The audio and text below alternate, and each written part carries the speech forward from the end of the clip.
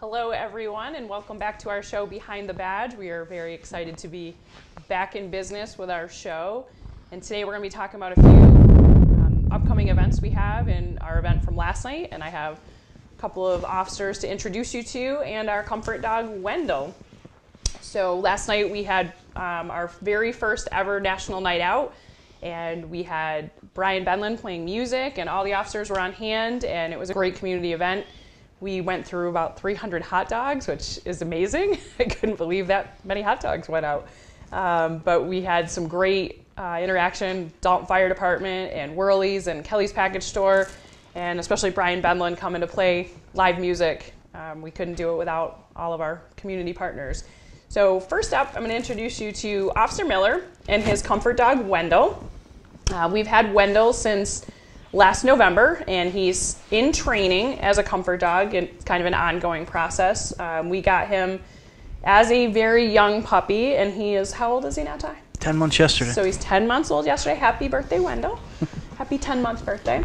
And I'm going to let Tyler explain some of the things he does with Wendell. So where he goes, what they do, and what the training is like. So hello everybody, my name is Officer Tyler Miller. This is Wendell here.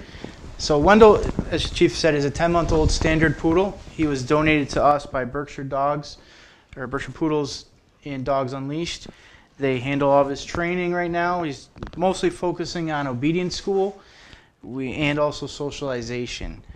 So things we do with Wendell mostly is, other than hanging out at the station, kind of bringing new places, we go to the schools. We are open to visit businesses.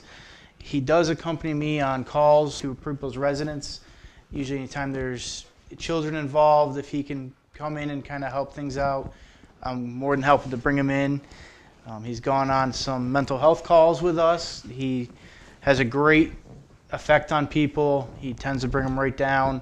People will definitely bond with him, maybe not over us, but as you can see, he's a little playful still.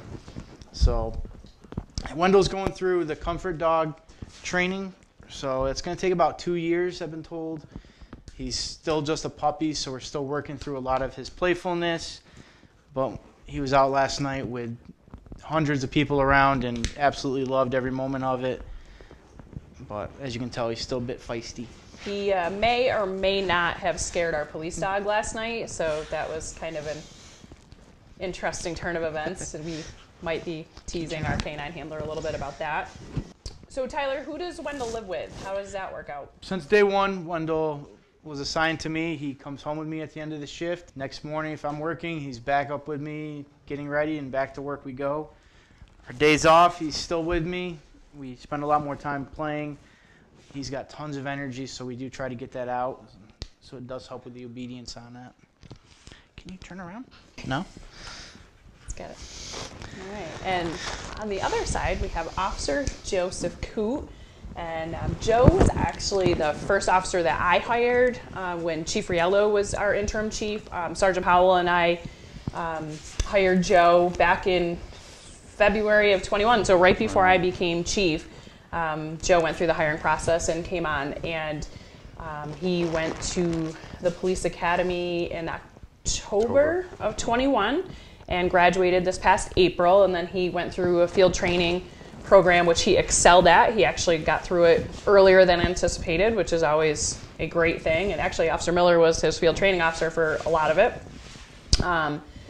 So, Joe, tell us a little bit about you. I love putting poor Joe on the spot here, but tell us a little bit. I'm originally from the Boston area, a little suburb called Dedham.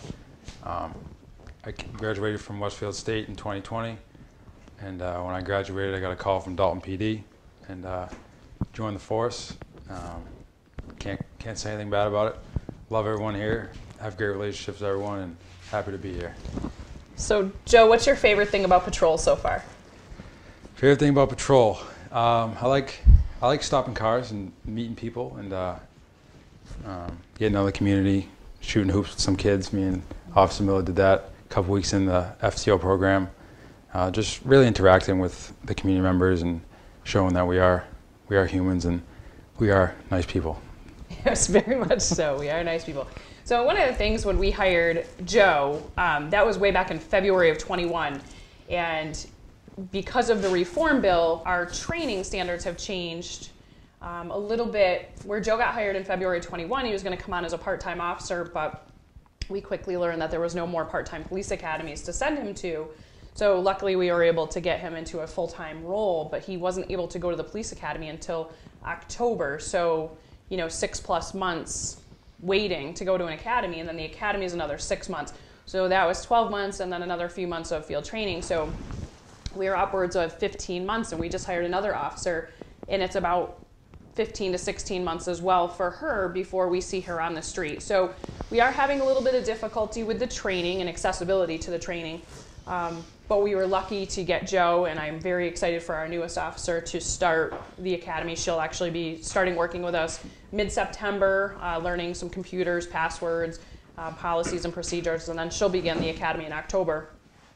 So we should see her graduate in April also, right? Somewhere in April, we'll see her working with us as well. Although she was in attendance last night at our National Night Out, so that was really great. So one of the other things that we have upcoming is we are going to do a Citizens Police Academy. We're going to start that at the end of September, and that's an 8-week academy type learning environment. We're going to do it at the Dalton Senior Center, and it's going to be on Tuesday evenings. So we have applications that are available at the police department. We're going to put that out on our social media page, and we would love to see some signups and to apply to be a part of this. And Officer Miller, what types of things did you do with Wendell last night at our National Night Out? So the biggest thing I had to do was all the hot dogs around. Wendell is very food motivated. So that is one of the things we're working on for him to learn to leave treats or food around, especially when we're in the schools. But Wendell was all about meeting the public. He had tons of kids come up to him, and he was really great with them. Multiple kids can pet him, hug him, and he sits there and just takes it. He's a little feisty today. We interact a little bit differently than he will with the public, just because he's with me all the time. Other than that, it was more of a meet and greet. He did meet Max. They don't interact too often just because of the nature of their jobs, but we are hoping in the future to maybe more introductions with Max and maybe get a picture again with them. We try really hard to get a picture with Max. So Officer Coop, what made you want to be a police officer? I've always wanted to be a police officer ever since I've been a little boy. My mom's got pictures of me dressing up and arresting my little sister. But I just like helping people, getting out and meeting everyone, and just trying to make a difference in the world. Anybody have a question for me? I put you guys on the hot seat. Any questions for me? It's a loaded question, but That is a loaded question. any programs upcoming that you would like that we haven't talked about, or that Yeah. you have down the road that we can institute? So, funny story. We're sending 3 officers to field training certification. Sergeant Pizzella, Sergeant Duryea, and Officer Bradley are going to be attending that in November. And we're going to go to a threat assessment course. It's a training course online. I just reserved us a bunch of spots to do that. It's hopefully in partnership with our school district, and several officers in our department are going to go so we can learn some school safety training and what the latest developments are on that.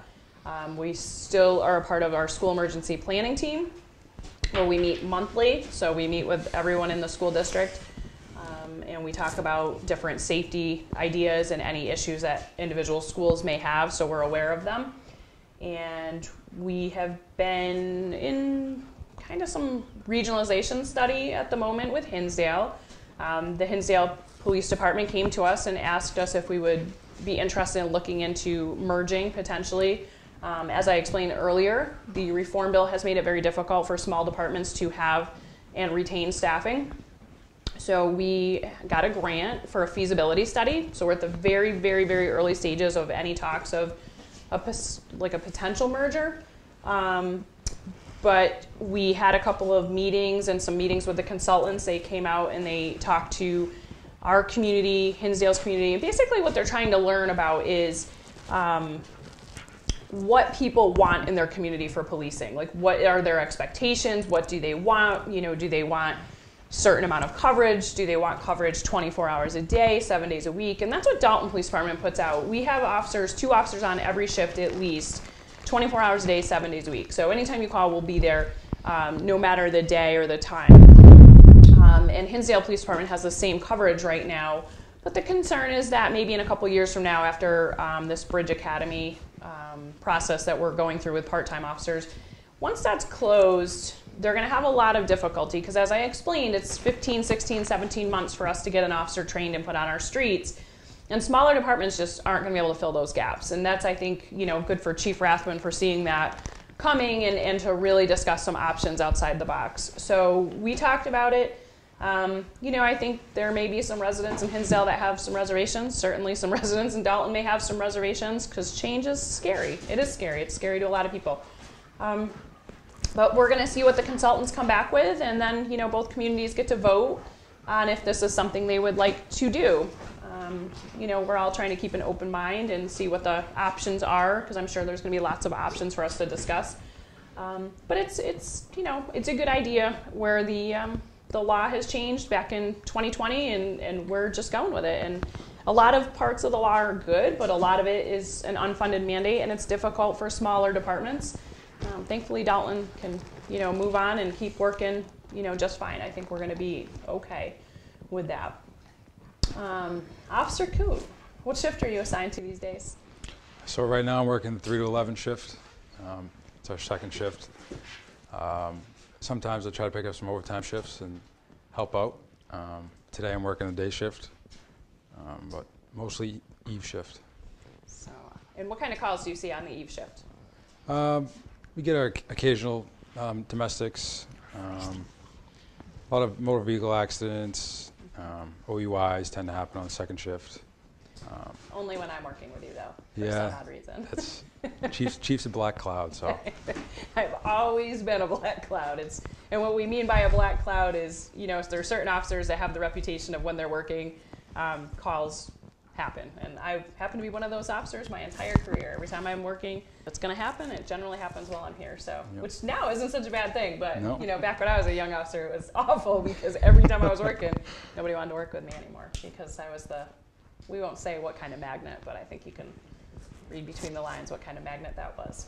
And Officer Miller, you are currently on the day shift, and we just had a sergeant's exam that Officer Miller and James Duryea, he's a provisional sergeant because he's our senior patrolman, so generally sergeants go, provisional sergeants go to your senior patrolman first. And Officer Miller and Sergeant Duryea took a pretty intensive exam. I won't speak for you, but seeing that I've done 2 of them, they are very intensive, multi-hour interview type exams with questions. And we like doing the assessment center process because it gives us a basis of communication skills, decision-making skills, where anyone could go take a written test, but you don't really know how they're going to react under pressure on the street. So, a big thing for a frontline supervisor like a sergeant is they're on the call themselves and they have to make decisions, or they get a call in the middle of the night from an officer on duty and they're, looking for a little guidance, and they have to make those decisions. So they have to know how to ask the right questions to get the whole picture of what's going on and help those officers make decisions.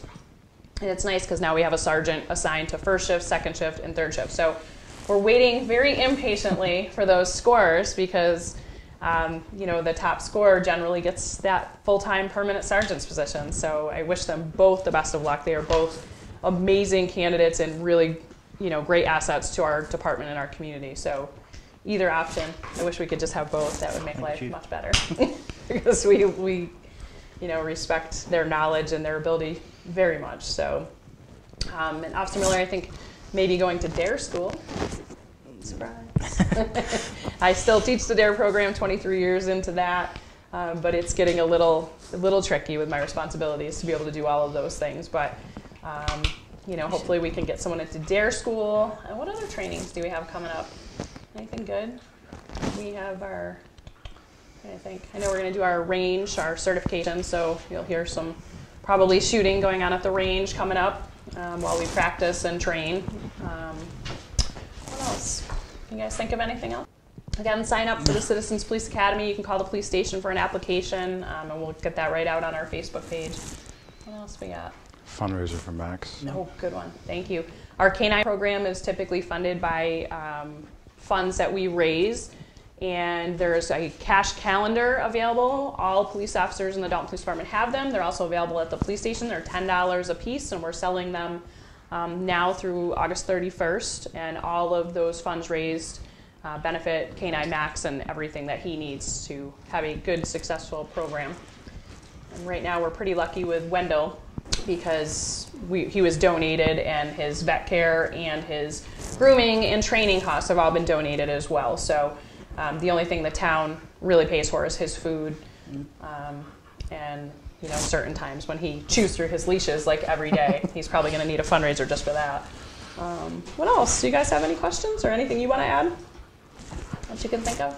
These guys love doing this, by the way. Don't let their terrified faces fool you.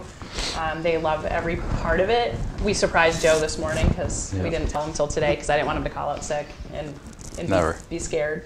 What else you got? Anything? So the only thing I can encourage is, again, if anybody wants to meet Wendell or have an officer, I work day shifts like Chief said, feel free to contact the police department. They can send me an email, tmiller@dalton-ma.gov, and we can schedule Wendell visits. During the pandemic, he did a lot of kind of quarantine visits for birthday parties. So, like I said, any social events or any events in the community that wanted to stop by, let us know. It's a lot of fun, though, when you come to work and Wendell's there, and I get pretty much the same greeting every day. He charges at me and is usually pretty excited to see me.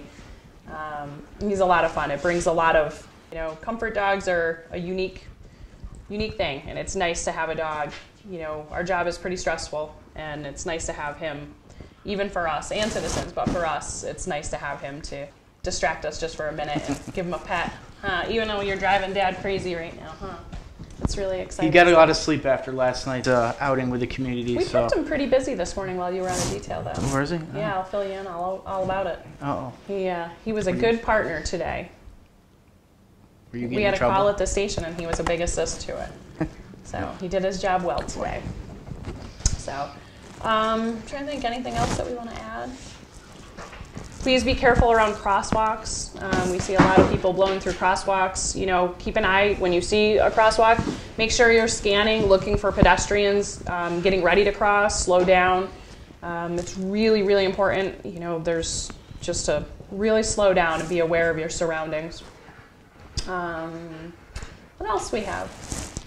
But I can't stress it enough. Again, if anybody wants organized visits from Wendell, feel free to contact us. We can also organize visits from Officer Koo. Right? Absolutely, yeah. You want to come in and say hello? Come in, say hello. I work second shift, so. Yeah, we thank you, and we will see you next time for Behind the Badge on our next episode.